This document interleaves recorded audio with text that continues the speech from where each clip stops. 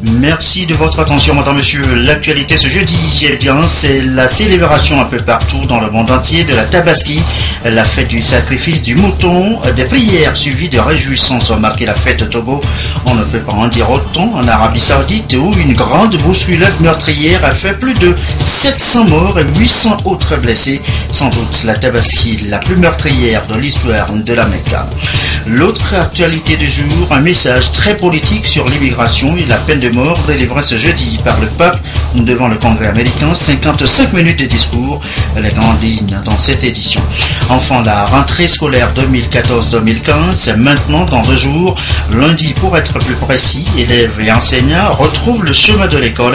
Les parents sont à pied d'œuvre, les préparatifs tout à l'heure. Voilà, madame, messieurs, le sommaire, bienvenue. Voici le journal.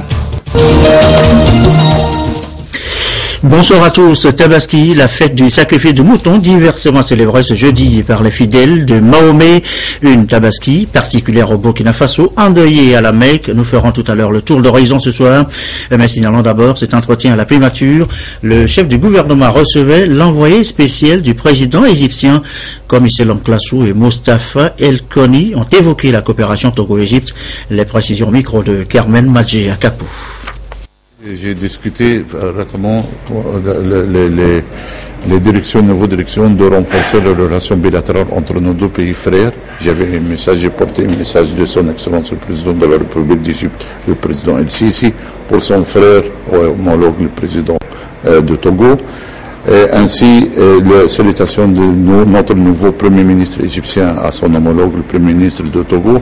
On a beaucoup de choses communes, beaucoup de défis concernant la paix et la sécurité dans la région qu'on doit confronter, y compris le terrorisme, mais aussi concernant, ça c'est dans les affaires communes, concernant soit régionaux et internationaux, mais aussi de renforcer les relations bilatérales entre nos deux pays, y compris dans l'aspect culturel qu'on donne une très importance particulière, parce que ça c'est ce qui peut rapprocher peuple à peuple entre nos deux pays frères.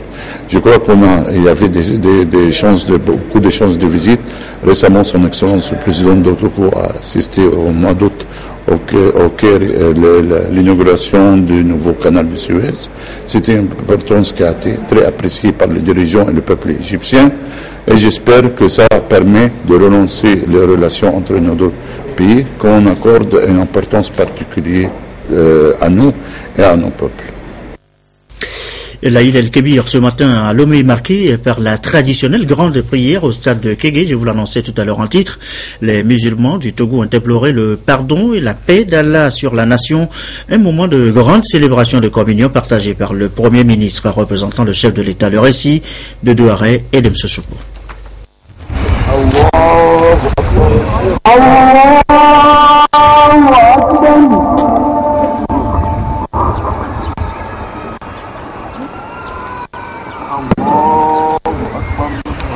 Allahu Akbar. 70 jours après la fin du Ramadan, la communauté musulmane célèbre ce jour l'Aïd El-Kébir. Cette fête, l'une des plus importantes des fidèles de Mahomet, commémore le sacrifice d'Abraham qui, sur ordre d'Allah, a immolé un mouton en lieu et place d'Ismaël, son fils unique. Le Premier ministre, comme Selam Klassou, représentant le chef de l'État, s'est associé aux musulmans du Togo en signe de solidarité pour cette grande prière dite sur le terrain de Kégué.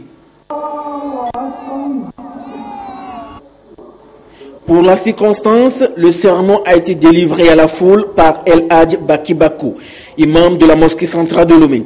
Il a demandé aux musulmans de préserver leur foi à travers des prières quotidiennes, tout en prônant la paix partout où ils se trouvent. Ensemble, ils ont prié pour la paix dans le monde et au Togo.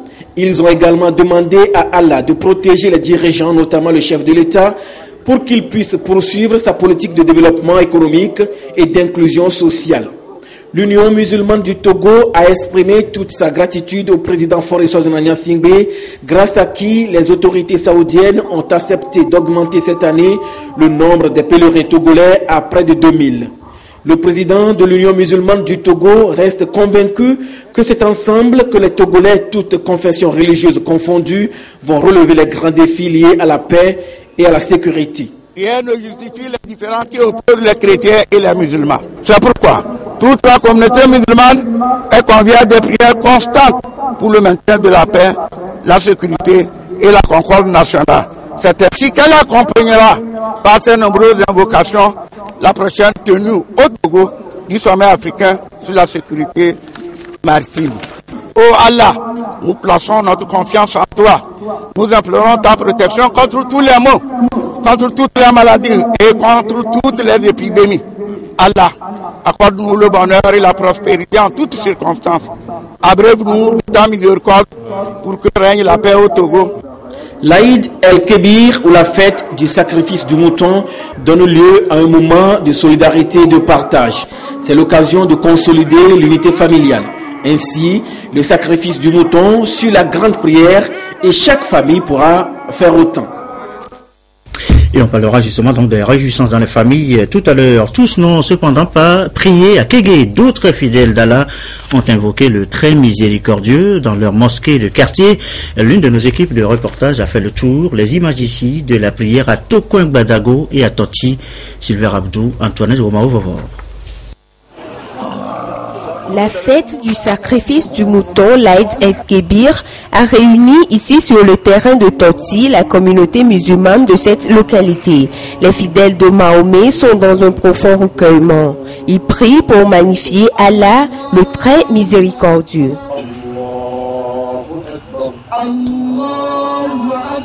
La Tabaski commémore l'obéissance d'Ibrahim ou Abraham à Dieu qui lui a ordonné de sacrifier son fils Ismaël.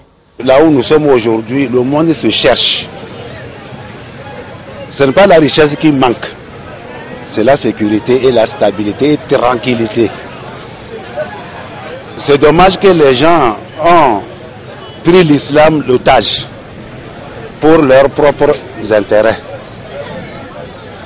C'est à cause de cela qu'on a voulu sensibiliser les musulmans pour qu'ils sachent que l'islam est une religion de la paix et la sécurité et la tranquillité. La Tabaski, plus qu'un simple événement religieux, est une fête de retrouvailles et d'appel à l'amour du prochain. Elle est aussi synonyme de partage, de solidarité et de générosité.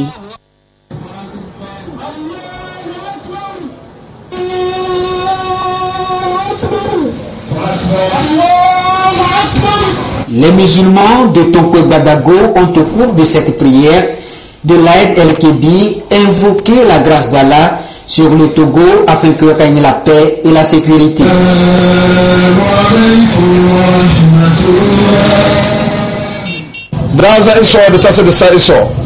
Je remercie Allah le Tout-Puissant qui nous a gardés en bonne santé jusqu'à aujourd'hui. Nous avons prié beaucoup sur le pays, notre Togo. Notre Togo, que le Togo soit en paix. Nous avions prié sur notre président de la République, le fort Sajina Miassimbe. Et nous avons prié aussi. Nous avons des frères, le pays frères musulmans, dans lesquels il y a des troubles. Nous prions à ce que les apaisements soient dans leur pays. Et avec la négociation de ces présidents qui sont allés, nous prions Dieu que dans tous ces pays, il y a d'apaisement. Et ici, nous prions beaucoup que dans notre pays, ces choses qui se passent ailleurs, que Dieu nous éloigne de ces choses-là.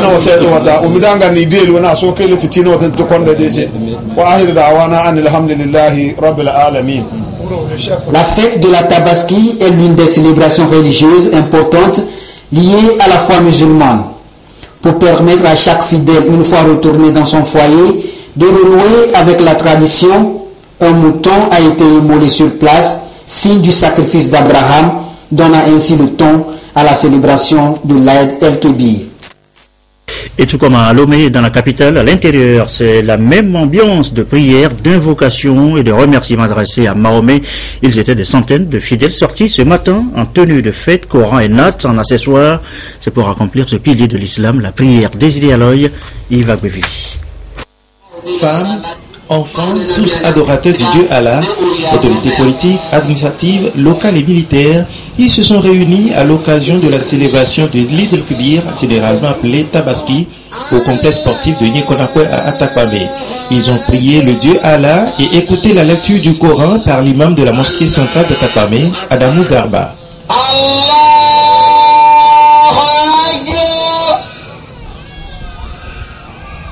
Allah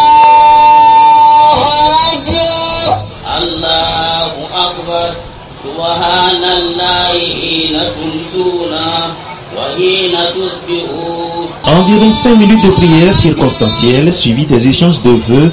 Les imams ont dans cette dernière étape souhaité le meilleur au Togo. Notre imam a prié que la paix soit sur l'étendue du territoire togolais ainsi que le monde entier. Il n'a pas oublié notre chef de l'État, Faure Gnassingbé, que le bon Dieu lui donne la longévité et la prospérité. L'édition 2015 de Libre Kébir a connu, comme à l'accoutumée, une grande mobilisation des fidèles à Dapamé. 70 jours après l'Aïd el-Fitr, voici l'acte sacrificiel des musulmans répétés de par le monde pour respecter la tradition et commémorer la soumission d'Abraham à Allah. En guise de fidélité, les musulmans de Dapaon ont convergé vers le stade municipal de la ville pour la grande prière marquant l'Aïd el-Kébir, ou fête du mouton. Les fidèles de Mahomet ont prié dans la paix et la joie d'Allah pour l'année nouvelle. Déterminés, les fidèles musulmans ont choisi l'école de bonne pratique à l'image du prophète Mahomet qui a choisi Allah, seule voie qui s'ouvre sur une vie meilleure. Et ce que le sacrifice demande pour tous les musulmans, c'est la communion en Dieu, avoir la foi en Dieu. Là, quand on immole, on renforce sa foi. Chaque musulman est appelé à immoler pour renforcer sa foi. L'islam reste, selon l'imam central de Dapan El Hadj Mohamed Midjiawa, une religion de paix, de tolérance et de cohésion. Aux fidèles d'en faire une méditation pour avoir une vie pieuse. Dans une prière spéciale, les musulmans de Dapan ont prié pour le chef de l'État afin qu'il continue de guider le Togo. Ils ont aussi prié pour les institutions et surtout le peuple togolais. Une fois encore, ils se réjouissent de la lettre de Monseigneur Jacques Anulonda, évêque de Dapaon, qui, tout en souhaitant bonne fête aux musulmans, a convié toutes les religions à œuvrer au quotidien pour la paix et la tolérance. Des poignées de main symboliques pour se souhaiter bonne fête du mouton ont clôturé ce rendez-vous de prière. Et après la prière, place aux retrouvailles en famille, nous l'annoncions tantôt, retrouvailles autour des repas prêtés par les maîtresses des lieux. C'est aussi le moment des dons, le tout saupoudré, vous imaginez, des airs du moment. Reportage, Gérald Agoudou, Esther Laclé. Après la prière matinale, place à la fête. Les fidèles d'Allah, comme à l'accoutumée, se retrouvent en famille ou entre amis dans un esprit de partage. L'aumône étant le premier symbole de l'Aïd el-Kébir, les plus nantis ont manifesté leur générosité envers les démunis. On remercie Dieu, nous fêtons très bien et nous partageons aussi avec les non-musulmans. La Tabaski est également une bonne de réflexion sur les grands enjeux de l'heure relatifs à la paix. Ce que nous prenons, c'est la paix. Et nous demandons à Allah, Dieu Tout-Puissant, de protéger notre territoire, parce que nous savons ce qui se passe ailleurs et nous prions Dieu pour que la paix règne au Togo. Donc les musulmans, toute la communauté musulmane, nous demandons l'amour de son prochain. Nous cherchons les voies et moyens pour avoir un forum interreligieux pour que notre pays soit un pays de la paix, de la sécurité, de la tranquillité, qu'il n'y aura pas les conflits entre les religions. Les communautés étrangères ont également marqué dans ce particulier la fête. Ici, des Nigériens qui n'étaient pas en marge de cette célébration. Comme toutes les autres nationalités résidentes, comme les Togolais musulmans, on immole. Et puis bon, voilà, la fête continue. Le Togo, c'est mon deuxième Niger comme ça. Dans les quartiers de Lomé, les traces de la fête sont visibles. Les plats sont garnis de viande de bœuf ou de mouton. Les fidèles musulmans ont partagé les mets qu'ils ont préparés avec leur entourage, toutes confessions religieuses confondues. À l'étranger, justement, la Tabaski laisse plutôt un goût amer. Cette année, à la Mecque, une grande bousculade meurtrière a fait plus de 700 morts. C'est selon un nouveau bilan communiqué par les services de secours saoudiens. Le reportage est de France 2. Attention, certaines images peuvent choquer. Sur ces premières images, tournées juste après la bousculade, on voit des dizaines de corps allongés sur le sol au milieu d'une foule très dense. Le drame s'est produit vers 9 h du matin. Le bilan est très lourd, 717 morts, plus de 800 blessés. Les secours sont intervenus très vite dans des conditions difficiles. Ils ont dû se frayer un chemin à travers la foule. Sur place, ils n'ont pas pu faire grand-chose. La plupart des victimes étaient déjà décédées et pendant des heures, ils ont ramassé les corps. À l'hôpital, les rescapés racontaient tous la même histoire. Je revenais du pont de Jamarat, j'étais avec mon mari. Des pèlerins ont commencé à se pousser les uns les autres. Certains sont tombés.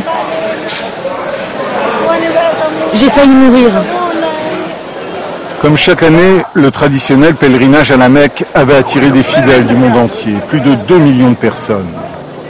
Ils se déplacent d'un point à l'autre à pied, en suivant ces immenses corridors à sens unique.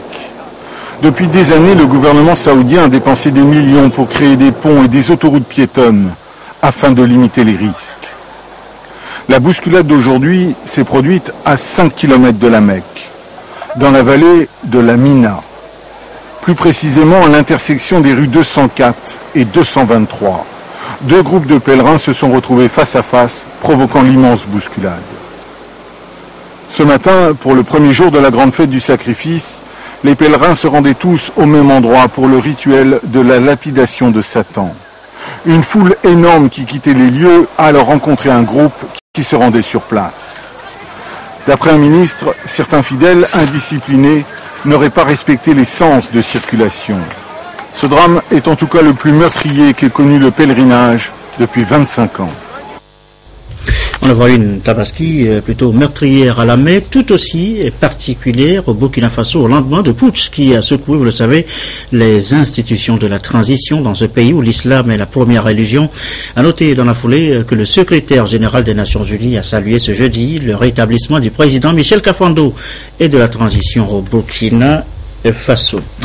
Il est 20h17. L'actualité chez nous au Togo, eh bien, c'est aussi cette rencontre BCAO, directeur d'établissement de crédit, en toile de fond, le partenariat entre les deux institutions, la situation pour les institutions de microfinance. Les précisions de Clarisse Atticlé. L'activité bancaire au Togo connaît une nette progression. C'est ce que révèle le bilan du premier semestre de l'année 2015. Les banques et les établissements de crédit ont vu leur activité progresser de 10,2% à fin juin 2015. Sur la même période, les ressources ont augmenté de 7,1% du fait essentiellement de la hausse des dépôts. L'encours des crédits bancaires s'est établi à 1015,2 milliards de francs CFA contre 908 milliards un an plus tôt, soit une progression de 11,8% sur un an. Le Togo a atteint un taux de bancarisation de 64% et est aujourd'hui le deuxième pays au sein de l'Union. Ce que nous avons noté, c'est que les banques ont fait des efforts importants pour étendre leur réseau sur l'ensemble du territoire. Aujourd'hui, donc, on est à un niveau d'intermédiation qui est très élevé, ce qui signifie qu'il y a des efforts importants qui ont été faits par les banques pour s'étendre sur l'ensemble du territoire et ça continue. Nous les avons encouragés à poursuivre cette politique-là. Et aujourd'hui, avec la gratuité des services bancaires qui est mise en œuvre depuis bientôt quelques mois, et vos services, tout ça a encouragé la population à profiter des services financiers. C'est donc une évolution globalement satisfaisante sur laquelle le directeur national de la Banque centrale des États de l'Afrique de l'Ouest a échangé avec les directeurs généraux des établissements de crédit de la place. Ces derniers ont salué le dynamisme du secteur bancaire togolais dont les performances confirment dans un contexte de solidité, de résilience et d'équilibre financier. En termes de dynamisme, ça se traduit par l'extension du réseau d'agences. Il y a eu de nouvelles agences qui ont été créées à l'intérieur du pays, notamment la Banque Atlantique qui a ouvert une agence à Saint-Cassé, Diamond Bank qui a ouvert une agence à Saint-Cassé et également une autre agence à Kara. Donc ça voudrait dire que sur la place, les institutions bancaires se rapprochent de plus en plus de la clientèle. Il y a un effort qui est fait par les institutions bancaires de la place pour augmenter le taux de bancarisation. Et toujours parlant de ce dynamisme, on a vu sur les statistiques arrêtées à fin juin qu'il y a eu une croissance en termes de financement de l'économie. En dehors de la situation des établissements de crédit, la présente réunion 3e du genre pour le compte de l'année 2015 a également permis d'avoir une idée sur le taux de financement de l'économie togolaise et le niveau faible de rapatriement des recettes d'exportation par les banques afin d'identifier les pistes de solutions pour leur amélioration. La BCEAO a en outre initié des projets, notamment le bureau d'information sur le crédit, en vue de renforcer la solidité du système bancaire, réduire les freins au financement de l'économie et sécuriser les dépôts de la clientèle. À l'étranger encore, cette image historique aux États-Unis, le pape François, longuement, vous allez le voir, applaudi, regardé par les parlementaires américains. Jamais un souverain pontife ne s'est ainsi adressé aux membres du Congrès. 55 minutes de discours en anglais avec un message très politique sur l'immigration, notamment la peine de mort. Regardez. 50 000 personnes se massent le long du National Mall, cette grande esplanade qui mène au Capitole, au centre de Washington. Le pape arrive au Congrès où le speaker de la Chambre des représentants, John Boehner, républicain et catholique, l'accueille. Votre sainteté, bienvenue. C'est une première historique, un pape s'adresse aux parlementaires américains, un discours politique. Nous, le peuple de ce continent, nous n'avons pas peur des étrangers. Parce que la plupart d'entre nous étaient autrefois des étrangers. Aider les pauvres, accueillir les réfugiés, mais aussi abolir la peine de mort, protéger la nature ou encore préférer l'humain à la finance. François décline ses thèmes de prédilection et évoque aussi les relations internationales. Lorsque des pays qui avaient été en désaccord reprennent le chemin du dialogue, un dialogue qui a pu avoir été interrompu pour des raisons les plus légitimes, alors de nouvelles opportunités s'offrent à vous. Entre les lignes, on entend l'appel du pape à la réconciliation entre Washington et la Havane. François conclut son discours sur la famille, qu'il estime gravement menacée. La Cour suprême américaine vient de légaliser le mariage homosexuel. Ce message, le pape ne manquera pas de le redire à Philadelphie, où il se rendra pour clore une rencontre mondiale des familles catholiques avant de rentrer à Rome dimanche. Une visite en tout pour tout de 6 jours aux États-Unis du pape François.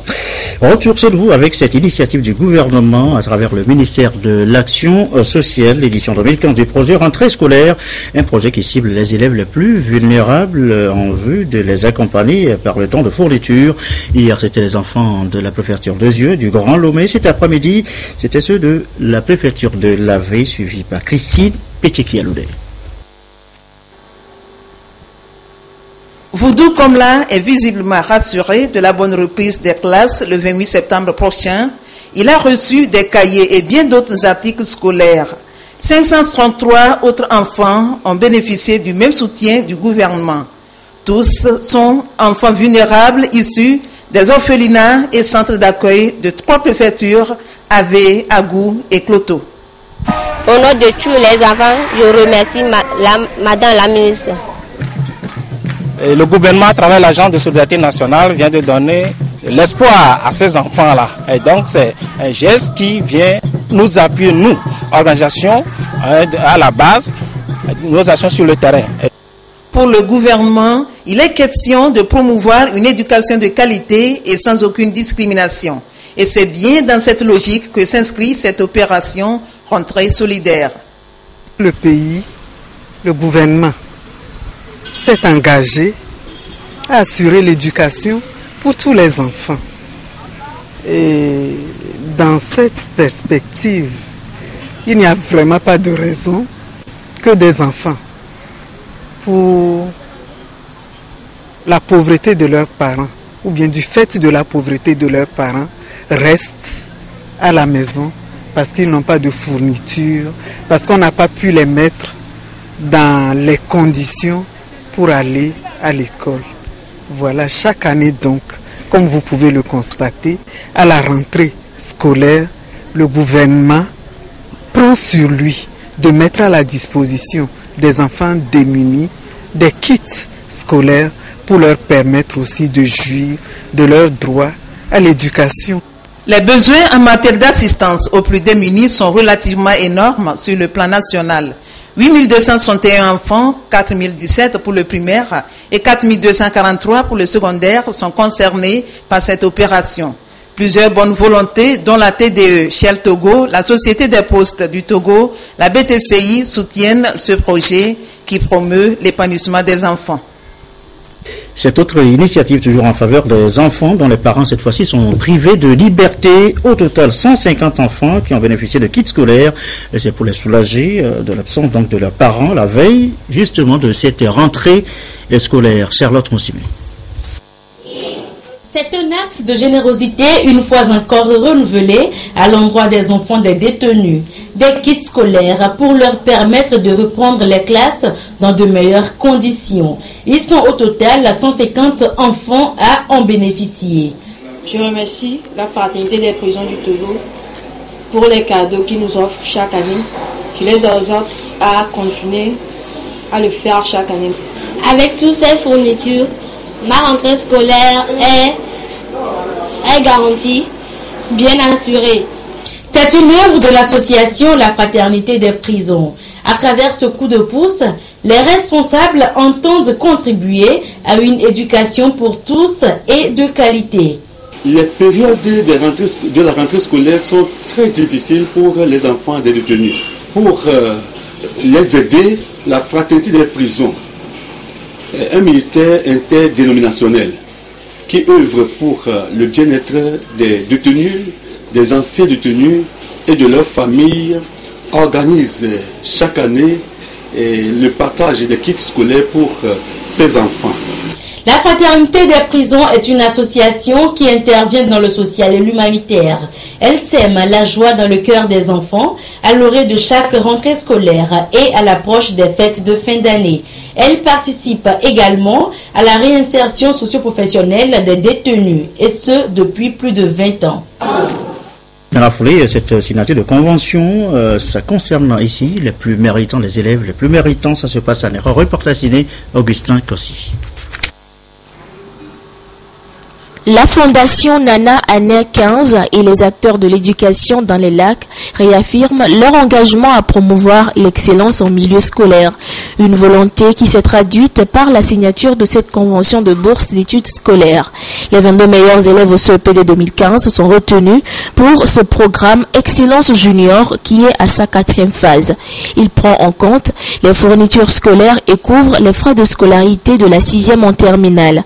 Kokouet Souvitete, première de sa promotion, s'en réjouit.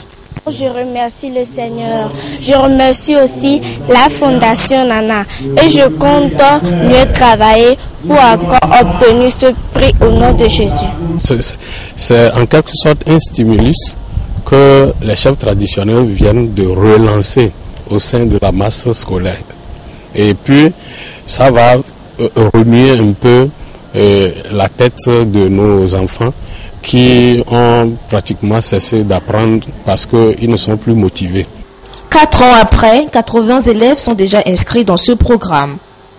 Aussi, Dieudonné Kodui et Kokou Obenya, respectivement premiers au bac 1 et au BPC au Togo, ont été primés. Un ordinateur portable, une enveloppe de 100 000 francs CFA et bien d'autres articles leur ont été remis.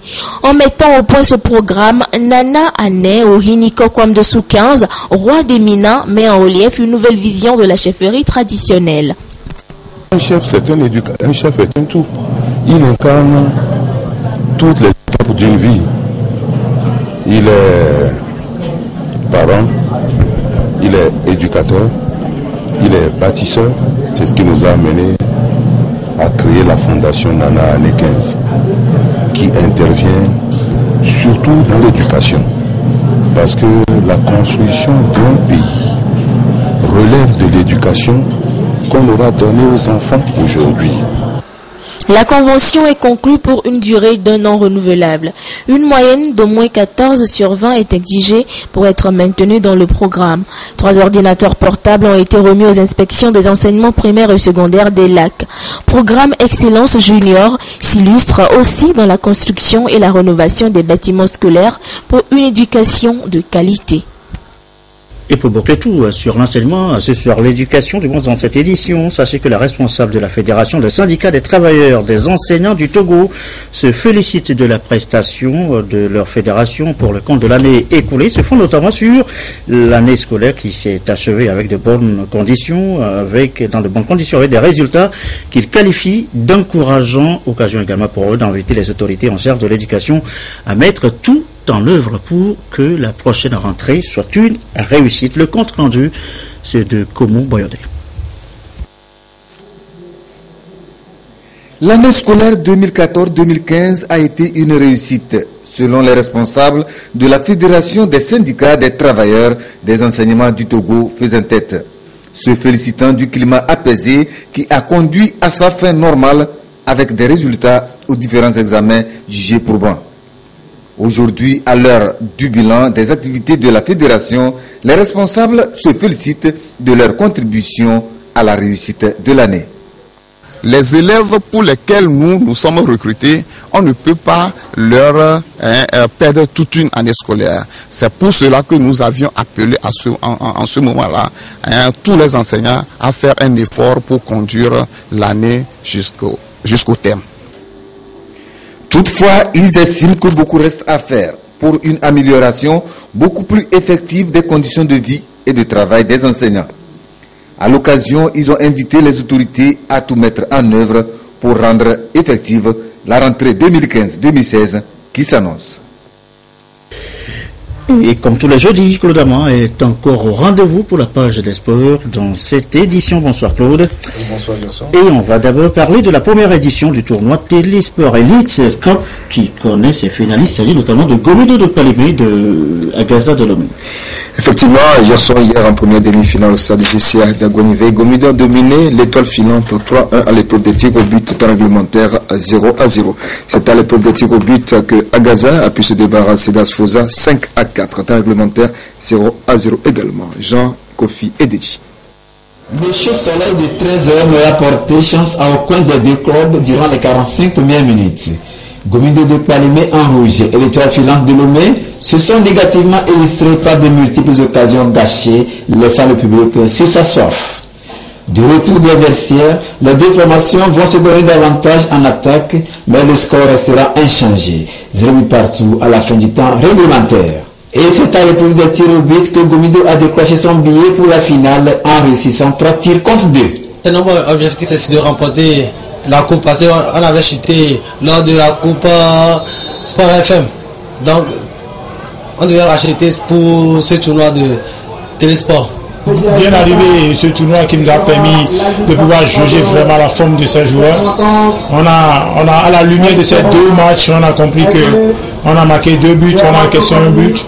Malheureusement, les tirs au but nous ont écarté de la course à la finale. Mais quand même, on dit merci à ces garçons qui se sont donnés. Agaza de Lomé s'est également qualifié pour la finale en venant difficilement à bout d'Asfosa 5 tirs à 4 après un temps réglementaire d'un nul vierge. Agaza et Gomido disputeront donc la finale ce dimanche, toujours au stade d'Agonivé. On va parler aussi Vous mettez du shampoing. De la paix célébré lundi dernier, marqué notamment par un match d'exhibition. C'était à Lomé. Au stade municipal de Lomé, plusieurs personnalités du monde footballistique togolais, à l'instar de Tom Saint-Fit, le coach national, à Balo de Serre, son adjoint, et des journalistes sportifs comme Steven Lavon, ont préparé au 10 matchs. À précision, Champion Teba. Pour la paix au Togo et partout dans le monde, Tom Saint-Fit, le coach des éperviers du Togo, son adjoint à Balo de Serre et d'autres noms ont accepté de mouiller leur maillot. Une dépense d'énergie qui s'est soldée par la victoire de l'équipe A en blanc sur le score de 2 buts à 1. 3 buts pour la cause de la paix que salue le système des Nations Unies au Togo. Il ne s'agit pas seulement des États, il ne s'agit pas seulement des organisations internationales, La paix demande vraiment l'effort et la contribution de chacun. La paix n'a pas de prix. Je pense que l'actualité en ce moment, que ce soit l'actualité en Afrique ou l'actualité dans le monde avec le problème des migrations qui ont pour cause les conflits dans un certain nombre de pays, nous interpelle. Le centre de désarmement des Nations Unies basé à Lomé et la représentante du Haut Commissariat aux réfugiés sont aussi préoccupés par la préservation de la paix. On ne peut pas avoir le développement dans ce continent si n'importe quelle personne peut avoir un fusil pour tuer l'autre, soit dans le banditisme ou soit dans le grand banditisme qu'on appelle le terrorisme. Sans la paix, il n'y a rien. La cause de réfugiés, c'est quoi? C'est parce qu'ils fuient la guerre, ils fuient les catastrophes, ils fuient les conflits et ils vont là où il y a la paix. Ce marche symbolique pour la paix a été précédé d'une marche dans les artères de Lomé. Et ce sera pratiquement tout pour la page des sports. C'est tout pour ce soir. Le temps de vous rappeler que Alfred Kolani et ses invités seront au rendez-vous de Direct Foot samedi. Merci beaucoup Claude Ama pour toutes ces informations sportives qui mettent fin à cette édition du soir. Voici le rappel. Sachez que ce jeudi, le monde entier a célébré un peu partout la Tabaski, la fête du sacrifice du bouton, des prières suivies de réjouissances ont marqué notamment la fête au Togo.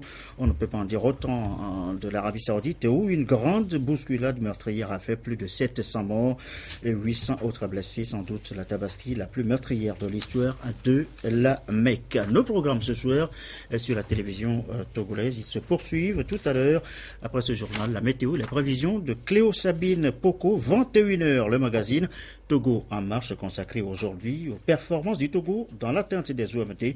Quel bilan avant le début des ODD, Objectifs Développement Durable. Togo en marche, magazine présenté par Pierre Sousoupo et Adolphe Paca. Et puis 22h30. Nos dernières infos. Merci à vous qui nous suivez un peu partout dans le monde, à Sokode, notamment ce soir sur la télévision togolaise, et comme d'habitude toujours fidèlement. Très bonne fin de soirée.